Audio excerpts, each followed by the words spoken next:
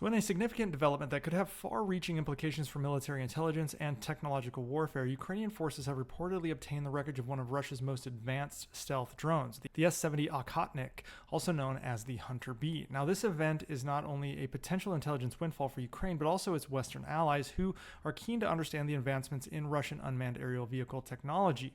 Now the incident unfolded on October 5th when a Russian fighter jet engaged and shot down the S-70 over Ukrainian territory.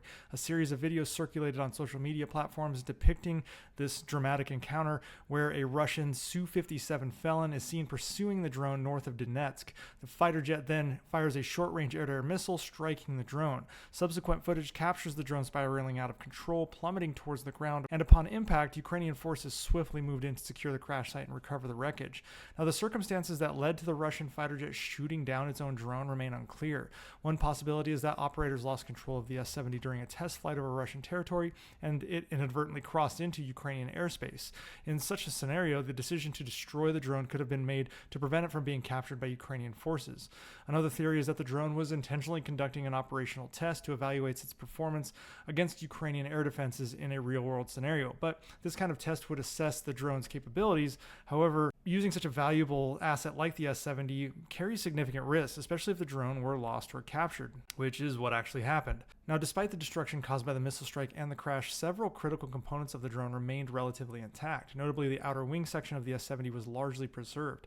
This wing section could provide invaluable insights into the drone's aerodynamics, the materials used in construction, and its stealth capabilities. The engine, although damaged and crushed upon impact, was recovered mostly in one piece. The engine's recovery is particularly significant because it allows experts to analyze the propulsion technology and assess whether the drone uses any kind of cutting-edge or proprietary systems.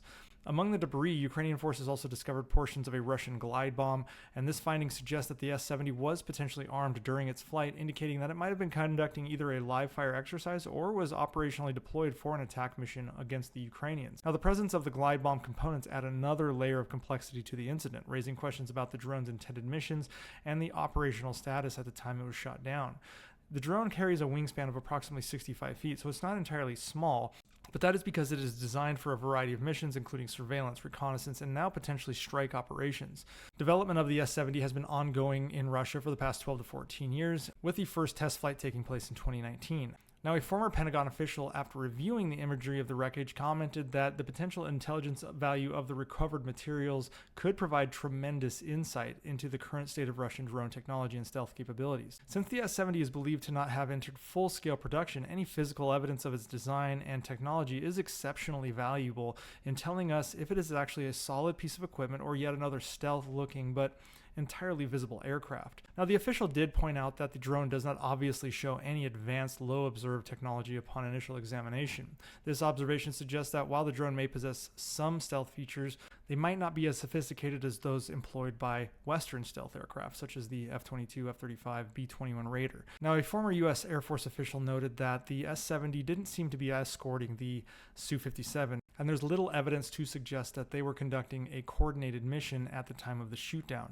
The official discounted the idea that the incident was related to testing capabilities similar to those being developed by the U.S. Air Force's Collaborative Combat Aircraft Program, which focuses on integrating unmanned systems to work alongside manned aircraft. In fact, part of the Next Generation Air Dominance platform is that Collaborative Combat Aircraft Program, and in fact, the F-35 is being integrated into that as well. The official stated more likely that this was an unmanned combat aerial vehicle that lost control and the Russians sent a Su-57 to shoot it down. This assessment implies that the incident was more of an isolated operational mishap rather than a deliberate test of a manned-unmanned teamed-up concept. Now, an aerospace analyst familiar with Russia's drone program supported this view, adding that while China is pursuing this CCA capability, Russia is not so much. So this suggests that Russia may be focusing still on just trying to develop an advanced unmanned combat aerial vehicle program independently rather than integrating them closely with manned aircraft in a networked combat environment. Now, an intriguing aspect of the analysis revolves around whether the S-70's design incorporates technology reverse engineered from the U.S. Air Force's RQ-170 Sentinel drone that crashed in Iran in 2011.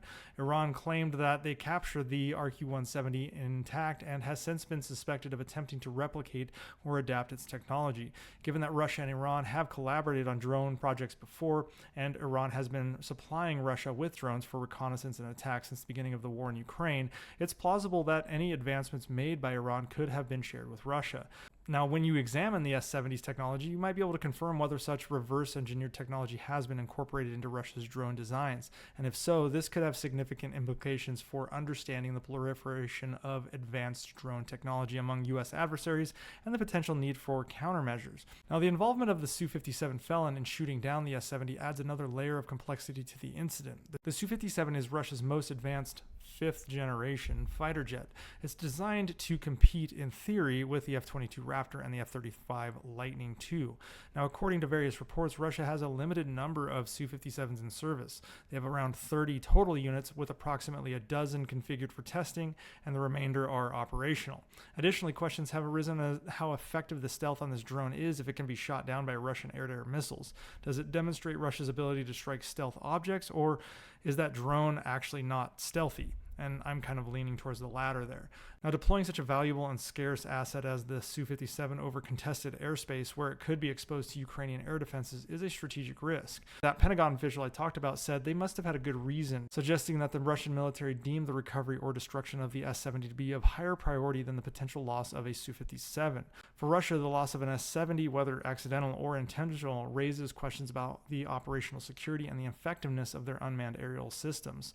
If the drone shootdown was a result of a loss of control, it may indicate technical issues that need to be addressed. Regardless, this is not a good situation for Russia.